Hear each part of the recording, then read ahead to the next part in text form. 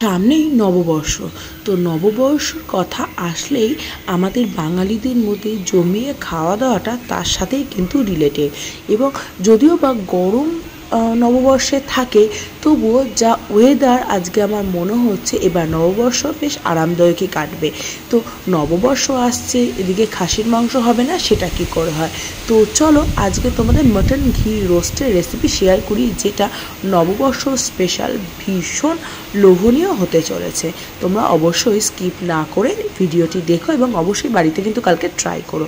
সবার প্রথমে দিয়ে দিলাম আমি সর্ষের তেল, তার মধ্যে দিয়ে দিয়েছি বেশ কিছুটা ঘি, দিয়ে আমি দারচিনি ফোড়ন দিয়েছি। এর মধ্যে দিয়ে দিলাম পেঁয়াজ কুচি, পেঁয়াজটাকে একটু লাল লাল ভেজে নিয়েছি। এর মধ্যে দিয়ে দিলাম মশলা, যার মধ্যে আদা, রসুন, জিরের গুঁড়ো, কাঁচা লঙ্কা এবং তার সাথে রয়েছে টমেটোর পেস্ট।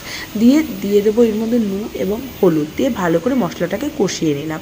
এর মধ্যে আমি দিয়ে দিয়েছি মাটন, যেটার মধ্যে নুন হলুদ আমি আগে থেকেই মেখে রেখেছি, এবং তার মধ্যে দিয়ে দিয়েছিলাম একটুখানি সর্ষের তেল, দিয়ে বেশ 1 ঘন্টা আগে ম্যারিনেট করে রেখেছি। এবার সেটাকে আমি ভালো করে কষিয়ে নেব যতক্ষণ না এর মধ্যে দিয়ে তেল ছেড়ে আসছে। তো যেহেতু মাটন একটু রান্না করতে টাইম বেশিই লাগে, ওর জন্য একটু টাইম নিয়ে এটাকে কষাতে হবে। দেখো মোটামুটি কষে এসছে, এর মধ্যে থেকে আস্তে আস্তে তেল ছাড়লে তবেই গিয়ে আমরা বুঝতে পারবো মাটনটা হয়ে গেছে। এবার মাটন হোক বা যে কোনো মাংসের ক্ষেত্রে যত ভালোভাবে কষাবে তত মাংসের টেস্ট আরও দ্বিগুণ বেড়ে যাবে। আশা করি তোমরা সবাই জানো এটা। তো দেখো মোটামুটি মাংসের জল ছেড়ে এসছে, আমি কোনো আলাদা করে জল অ্যাড করিনি। তো মাংসের জল ছেড়ে এসছে, এরপরে আরও ভালো করে কষাতে হবে যাতে এর মধ্যে থেকে তেলটা ছেড়ে আসে। একটু টাইম সাপেক্ষ ব্যাপার, একটু টাইম নিয়ে মাটনটাকে কষাতে হবে। তো দেখো ভালোভাবেই কষে এসছে। এবার এর মধ্যে আমি আরেকটু ঘি অ্যাড করব, যেহেতু ঘি রোস্ট, তো ঘিয়ের গন্ধটা কিন্তু ম্যান্ডেটরি।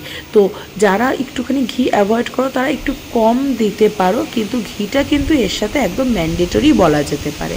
তো দেখো মোটামুটি তেল ছেড়ে এসছে। এবার যেহেতু মাটন, এটা সেদ্ধ হতে একটু টাইম লাগে, তো আমি এটা প্রেশার কুকারে দিয়েছি, আর তোমরা চাইলে এটা এমনিও রান্না করতে পারো।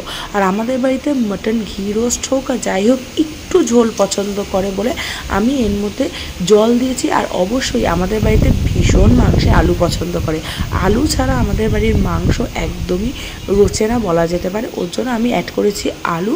এটা সম্পূর্ণ অপশনাল, তোমরা চাইলে আলুটাকে অ্যাভয়েড করতে পারো।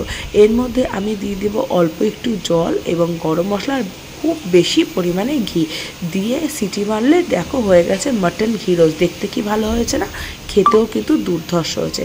তোমরা অবশ্যই বাড়িতে ট্রাই করো, আর ভালো লাগলে লাইক, শেয়ার অ্যান্ড সাবস্ক্রাইব করতে ভুলো না। আজ আসি, টাটা।